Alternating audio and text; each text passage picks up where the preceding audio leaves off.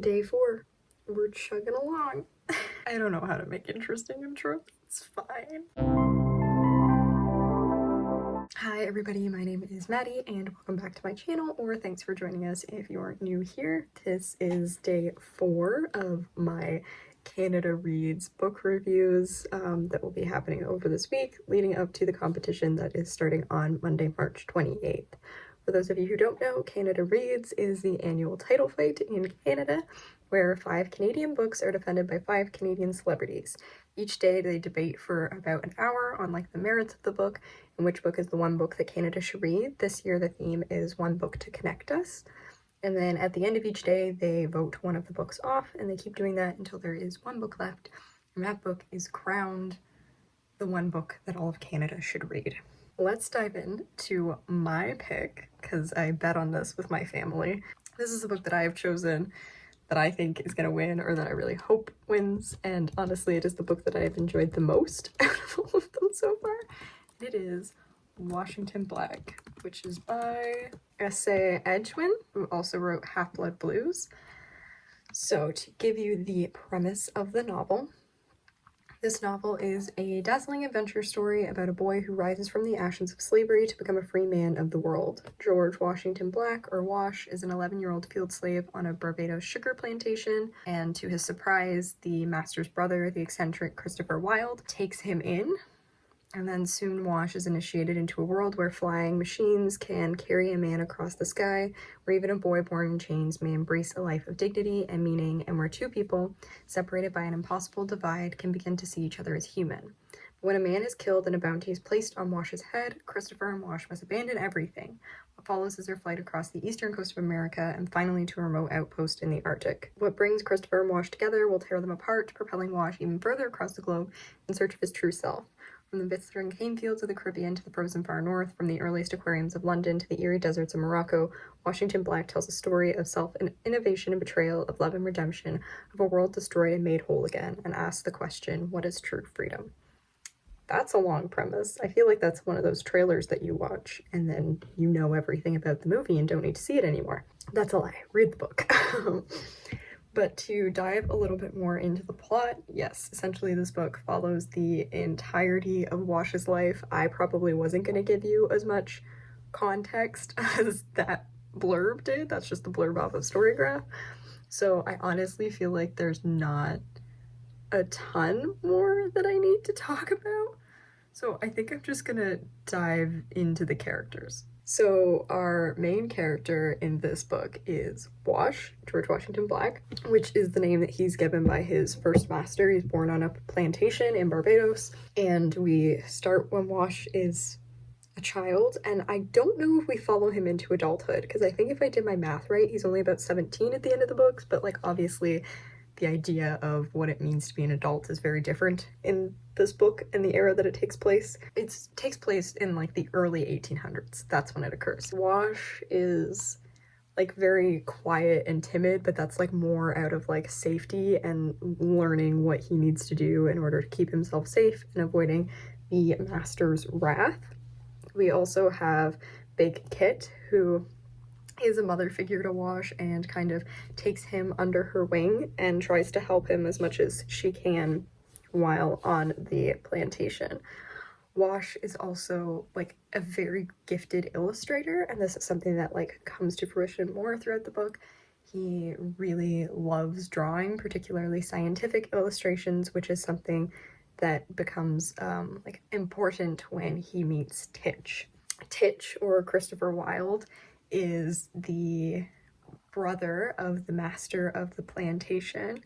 He is an abolitionist, I guess you'd call it. He's anti-slavery and is a man of science, and he's trying to build this cloud cutter, which I from my understanding of it in the novel is essentially a giant hot air balloon.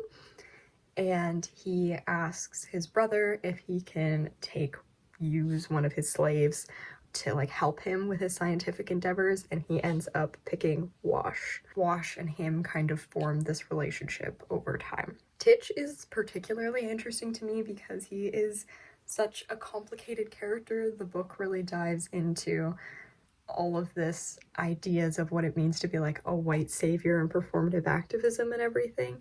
and a lot of the activism that was done at that time was being advocated from the voices of the people who are higher up in society, and like not listening to the voices of the people who are like actually being directly impacted from it. This is just from my own understanding and research that I've done of that era. And there's definitely a lot of that in Titch, where as the story evolves, we kind of start to question, you know, was his heart even really in the right place when he took in Wash?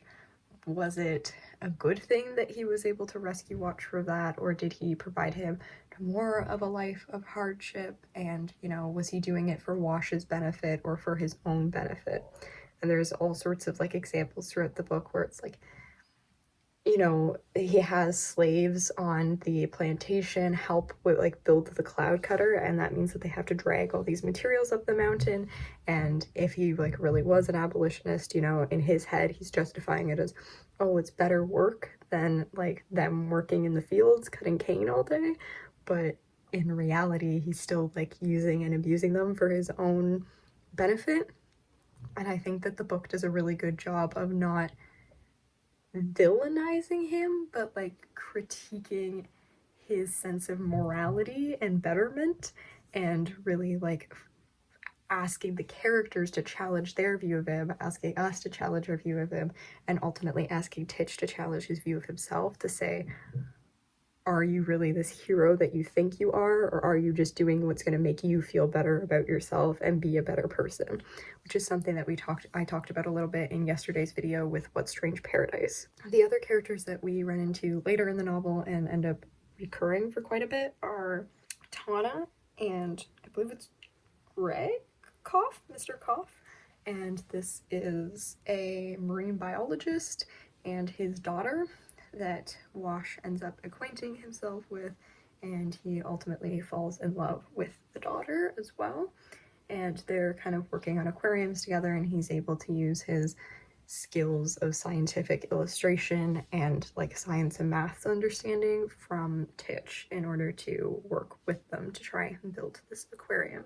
We also have Erasmus Wild, who is the master of the plantation. We don't get a lot of him, but enough. There's actually a really interesting scene with him where Titch and Wash go in to ask him about something, and they catch him like ironing his clothes, and Wash has this moment where he's sees him as human, like, you know, he's a monster, the things that he's done to people, the people that I've seen him kill, and yet here he is like ironing his clothes like anyone else. Like, it feels like a very disjointed disconnect, and I thought that was really interesting and really well done. As well as Philip, who is a cousin of Titch and Erasmus, who comes to stay on the plantation for quite some time. And I think that's it. And then we do have Joseph Willard, I believe is his name, who is a slave hunter who's hired to chase down Wash, but doesn't end up being like a huge character. He does play in quite a bit to the novel, but we don't really get to know him. I think that's a good covering of all of the characters. I do want to talk more about Wash, but I think that's easier to get into later in the novel. So, what I didn't like about this novel? Honestly, not much. I didn't like the ending. I think that was the thing that I had the hardest time with, is, you know, when you're like kind of, you could see how many pages you have left, or I was reading it on my Kobo, I could see how close I was getting to the end, and you're like, how are they going to wrap this all up? Like, what are they going to tie together?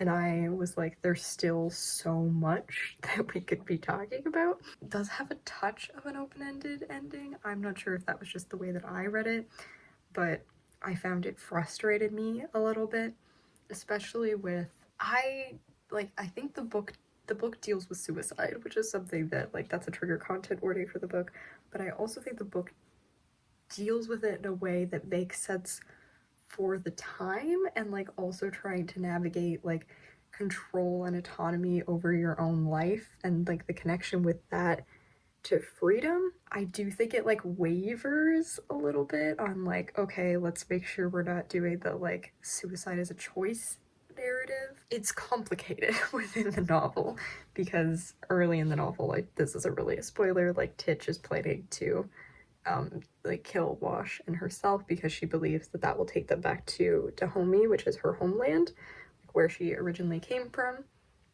And so in that way she's like making an active decision to kill them, but there's also like suicide as a result of depression, which I don't like to see that as a choice because it is a result of a long-term illness.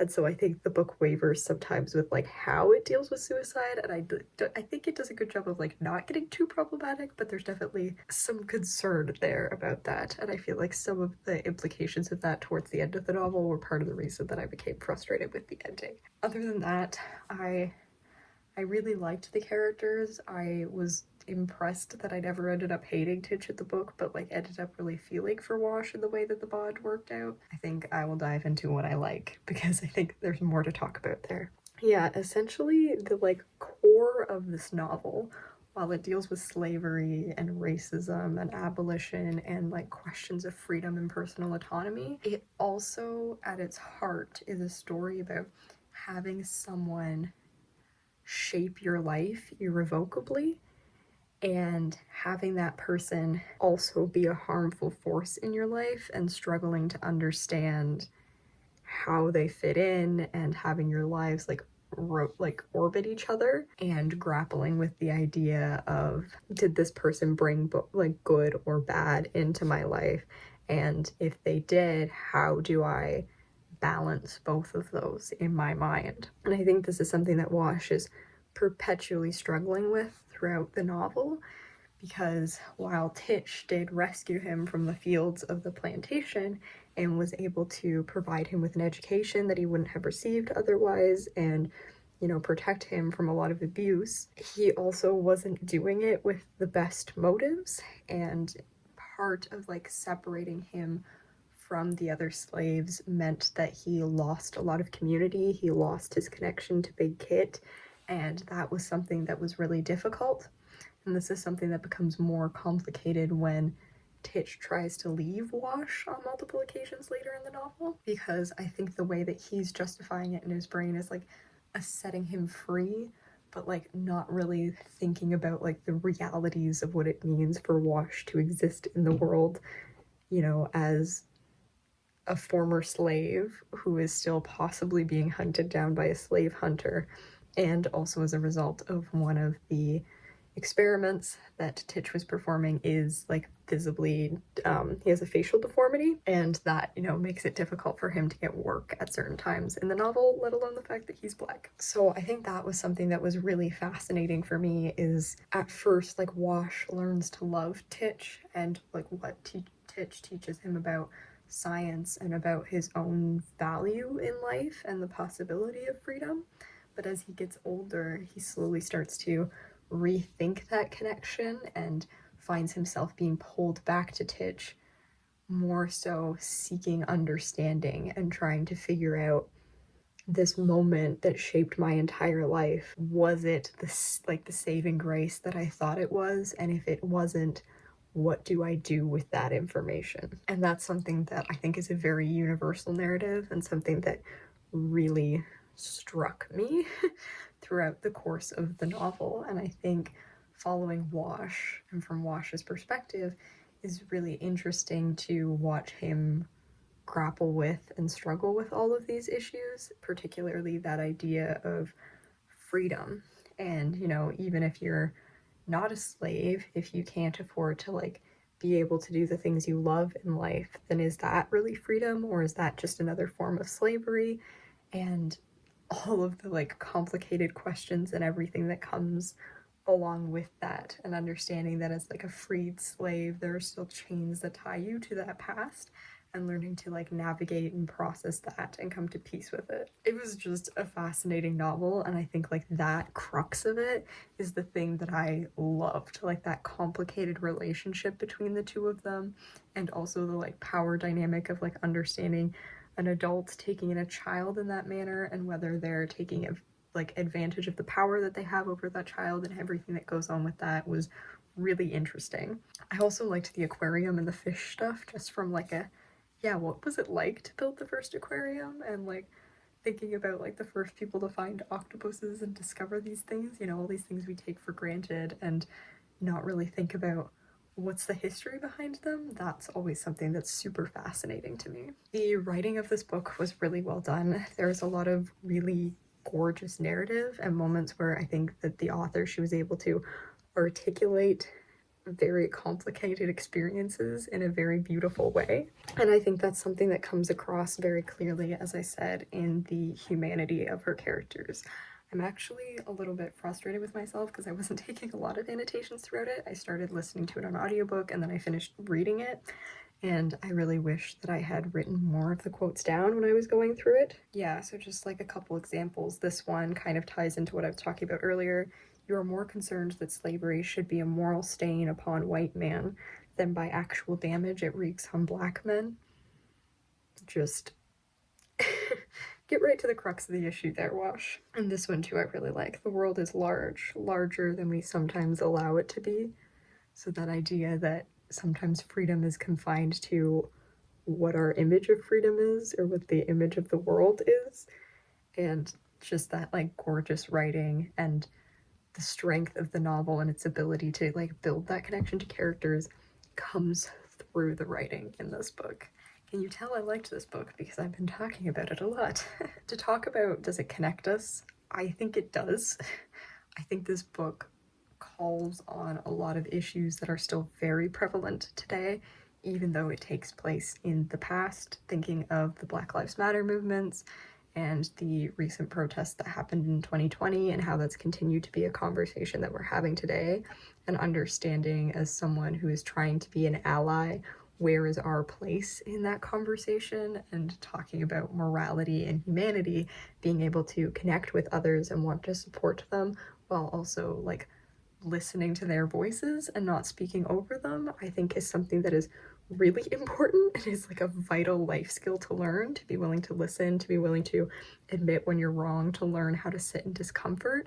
And I think this book does a gorgeous job of doing that. Even though this book is very focused on anti-Black racism and the history of slavery, I think it's a very universal message, and I think that's one of the reasons that I think this is one of the strongest novels, or the strongest novel. I haven't read the last one yet, is because it is able to connect to a universal idea of humanity that like moves beyond just the realm of thinking about anti-Black racism, but can also be expanded to just learning how to be a good person and to connect and understand that everyone around you has a different lived experience. That's how I feel about this book. Definitely can tell that it was my favorite. I'm gonna wrap up now before this video gets too long. Tomorrow, fingers crossed, as long as I have gotten a copy, because I'm filming this earlier in the week, it will be The Life in the City of Dirty Water, and that will be my last book before the competition starts on Monday. So if you've read the books, if you have thoughts on them, feel free to leave comments on the videos. I love getting to chat with other people about the books. Make sure you like and subscribe to this channel and ring the bell so that you get notifications. And until the next video, which will be tomorrow, stay kind.